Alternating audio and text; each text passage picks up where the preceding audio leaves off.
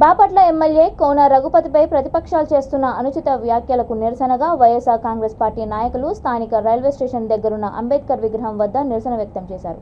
ఈ సందర్భంగా ప్రతిపక్షాలు చేస్తున్న దుష్ప్రచారాన్ని వైసీపీ దళిత నాయకులు తీవ్రంగా ఖండించారు. జిల్లా ఆవిర్భావ వేడుకల సందర్భంగా మాట్లాడిన డిప్యూటీ స్పీకర్ కోన రఘుపతి మాటలను ప్రతిపక్షాలు వక్రీకరించి దళితులపైన ఉసిగొల్పి కులమతాల మధ్య చిచ్చు పెట్టడం సిగ్గుచేటన్నారు. ఇలాంటి నీచ రాజకీయాలు మానుకోవాలని ప్రతిపక్షాలకు హితవు పలికారు. బాపట్లలో కోన రఘుపతి చేస్తున్న అభివృద్ధిని చూసి ఓర్వలేక ఆయనపై ప్రతిపక్షాలు ఎల్లో మీడియా ఈ విధంగా బురద జల్లుతున్నాయని వైసీపీ దళిత నాయకులు విలేకరుల సమావేశంలో మాట్లాడారు. దళితులను అభిమానించే ఎమ్మెల్యే మా కోన రఘుపతి అని ఆయన వెంటే మేమంతా ఉన్నామంటూ వైసీపీ దళిత నాయకులు మీడియాకు తెలియజేశారు. ఆవిర్భావ సందర్భంగా మన ప్రియత నాయకులు కోన రఘుపతి గారు బాపట్ల జిల్లాని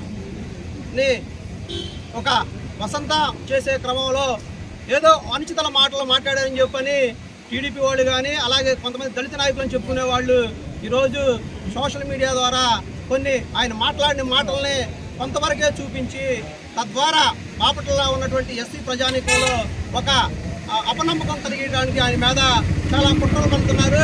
ఎమ్మెల్యే గారు మాట్లాడిన విషయం ఏంటంటే 1977లో బాపట్ల పార్లమెంటు ఏర్పడింది. అప్పుడు బాపట్ల పార్లమెంట్ ఏర్పడినప్పుడు కొన్నూరు నియోజకవర్గం ఉంది. ఈరోజు జేడీసీలో బాపట్ల కోసం ఆయన ప్రత్యేకంగా చేసింది ఏమి లేదు.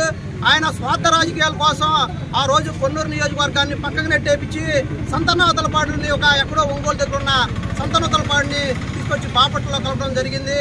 అంతే తప్ప ఈరోజు బాపట్లలో ఎస్సీ రిజర్వ్ అవ్వడం మాకు ఇష్టం లేదని కానీ ఎస్సీ రిజర్వ్ అవ్వడం వల్ల మనకు వచ్చే నష్టం ఉందని కానీ ఎక్కడ కూడా ఎమ్మెల్యే గారు మాట్లాడాల ఖండించాలనేటువంటి ఉద్దేశంతో ఆ రోజున కోన రఘుపతి గారు మాట్లాడుతూ బాపట్ల జిల్లాగా ఏర్పడడానికి వైఎస్ఆర్ కాంగ్రెస్ పార్టీ నాయకుడు జగన్మోహన్ రెడ్డి గారు ఉపయోగపడ్డారు, ఆయన చేశారు, ఇక్కడ సాధించింది మనమేను అని చెప్పే క్రమంలో ఆ రోజున 1977లో ఏర్పడ్డటువంటి పార్లమెంటుని ఇప్పుడేదో కొత్తగా ఏర్పడ్డటువంటి చెప్పినటువంటి ఈ నాయకులు అంటే వీరికి విషయ పరిజ్ఞానం తక్కువ, ఎదుటి వ్యక్తిని విమర్శించడం అనేటువంటి సమస్య ఎక్కువ.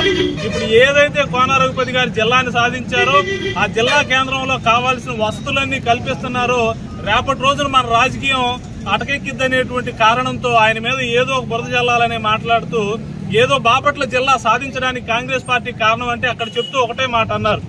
ఆ రోజున 1977లో ఏర్పడినటువంటి పార్లమెంటు ఈ రోజు ఇక్కడ పోటీ చేయడానికి జనరల్ స్థానంగా ఉంది పార్లమెంట్ నియోజకవర్గం.